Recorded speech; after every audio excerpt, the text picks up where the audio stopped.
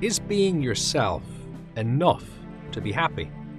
Or does happiness require effort? So this idea of the pursuit of happiness, of wanting to be happy, sounds good. It certainly sounds positive. We want to be happy. And it seems to make sense, at least on the face of it, to take some responsibility for that happiness. You got to do what needs to be done if you want to be happy, surely.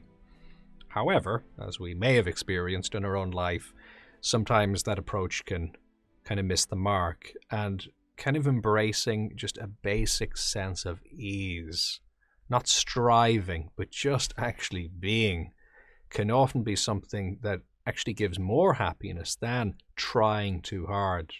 You can kind of almost scare happiness away sometimes if you're a bit too intense or vigorous in the approach you're taking. So embracing the sense of ease can be nice. But the question is that enough? Because, kind of just stopping or just relaxing, okay, that might have a role to play, but maybe we do need to work in life. Maybe we do need to pursue things, and does that have a role to play as well? So a nice way, I think, of thinking about this is that, yes, being active in a way that's aligned towards happiness probably does make sense, and that does have a role to play beyond just embracing ease or non-striving. However, the difference really is whether or not we're overreaching. So if you can think of what it is to just be yourself, so kind of a cliched term, be yourself. Sometimes the way we imagine being ourselves is, all right, I'm just going to stop and just kind of sit here meditatively. That's nice. That's definitely part of who you are. And sometimes it's something we don't do nearly enough of the time because we're busy trying to do other things. So actually just stopping and breathing and noticing who you are is a very important part of being you. It's a very centering thing. But is that completely being yourself? Probably not, because there are many aspects of who you are. You're also somebody who likes to stand and likes to run and likes to communicate with people and, likes to have positive conversations, but maybe you're somebody who likes an argument as well. Maybe you're somebody who likes a challenge. Maybe you're somebody who likes to climb a mountain. Maybe you're somebody who likes to be creative. There's a lot of stuff there that might fall within this circle that we might imagine, which is you and who you are. So there can be a lot within it. So if kind of just being yourself leads to happiness, well, there may be some need to explore that range of who you are as a person rather than the simplistic notion of kind of just stopping. Now, one thing stopping has, which is maybe an advantage over some of the other things, is sometimes when you stop and disengage a little bit more, you will actually see who you are a little bit more broadly. Because sometimes when we're very actively engaged in one thing or another, we're kind of in that gear and we don't notice the other gears. Although you could probably argue that point too, because there's a sense that being very active kind of makes you appreciate stopping a little bit more. So, they're sort of interconnected. But there definitely is something special about kind of stopping and broadening your awareness rather than just that active mode of day-to-day life. So it would be important to have that as like in a gearbox. That's kind of the neutral in a way. All the gears have value, all very useful, but being able to get back into neutral, is rather helpful. And you're moving through neutral as you're changing gear. It's kind of a center point. So likewise, as you're leading your life, you're going to go into these different gears, but if you can keep kind of returning to home and kind of just breathing a little bit and going, okay, who am I? Where am I going? It doesn't have to be too long or too elaborate, but just that little check-in, that can be rather useful. And then there's a nice counterbalance between those various different modes that you're able to be in. So not overreaching, I think, is an important part of this. And satisfaction comes very often by engaging in living in a way that is being consistent with your nature. So that involves not overreaching, which would result in strain, but also not underreaching as well.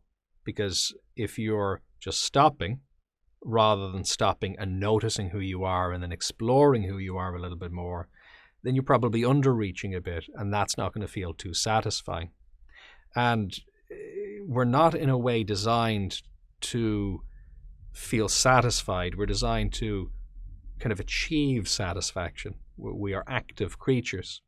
They even do this in the zoo, where very often if they're going to feed certain types of animals, they won't just give them the food. They've researched it, and that results in depression of the animals if you just feed them. Because typically in the wild, the animals don't just have the food there in front of them. What they'll do is they'll hide it places and put it in things and do weird things with it. And the idea is that enrichment makes the experience a little bit more meaningful, because they have to kind of earn it in a way. Now, there's a fine line, of course, to be found there, where it becomes torture at a certain point, and then it becomes boring on the other end of the spectrum. So I think we're looking for something similar as well. You know, who are you? What are you capable of? What are some of those capacities that you have? If you have business abilities, if you're a good singer, if you have creative abilities, if you're a great artist, you know, with that painting that you're going to paint, you don't want to just sit there and not do anything, but nor do you want to, you know, try and play basketball well if you're not a great basketball player and have no interest in it, but art is your thing, you know, so that would be overreaching, and then underreaching would just be really doing nothing. So happiness is the result of engaging in this kind of verb, this active process. You know, we don't just sit there in a state of happiness normally. It's more like that idea of the balanced diet, where if you think about health, you know, happiness is a bit like health. How do you achieve health? Well, you kind of can't actually. It's this emergent thing that comes about as you are active in different ways, you rest suitably, you have enough exposure to daylight, not too much, not too little exposure to the elements, you eat a varied diet, you don't eat too much, you don't eat too little, you counterbalance different types of nutrients. And all of that can sound like a lot of work, but it can actually be great fun. It's enjoyable, and happiness is something similar. As you're exploring who you are, as you're exploring the range of who you are as a person, as you're not trying to strain outside of who you are, but you are exploring that scope of who you are as a person, that's generally where feelings of happiness emerge from. So if we want to just nail them down and pin them down and that's it and you're done, it tends not to work that way. But truth be told, you wouldn't really want that anyway, as much as you think you might. You know, if you just flick a switch and there's just a feeling of happiness and you sit there doing nothing, it's really not the way our systems are built. We're designed to be active. We're built in that way. So the more we can kind of fall into that mode, connect with our nature a little bit more, things tend to get a bit easier. And, you know, challenges are still there, but it's more sustainable to encounter happiness to whatever degree that's actually available. If you found this valuable, do like, subscribe, and share. And what's your experience? Do you have any questions or topic suggestions? You can contribute in the comments, on social media using #bodymindself, or on jfl.com.